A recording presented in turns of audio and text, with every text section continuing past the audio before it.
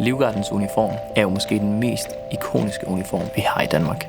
Tidligere er de aflagte uniformer blevet kasseret, men i år har vi i samarbejde med Kvadrat Really fået lov til at give uniformerne et nyt liv. Det har været spændende for os i Kvadrat at være en del af at genbruge de her fantastiske uniformer.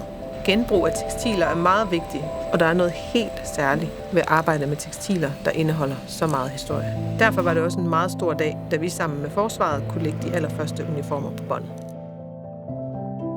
Det er sjovt at arbejde med noget, som er så velkendt. Det er så ikonisk, det udtryk, Livgarden har. Jamen, det er en række af huer, som bliver gentaget på skrå opad, så opstår der sådan en trappeform nederst, og øverst er der en form for himmel. Og det andet værk er inspireret af Livgardens bukser. Og at man forestiller sig, at Livgarden kommer gående, og man kan se igennem rækkerne af ben, der er i bevægelse. Det betyder meget for os at være med til at genbruge de her uniformer og lave det om til funktionel kunst, så man kan få en lille del af den ikoniske historie med ind i sit hjem.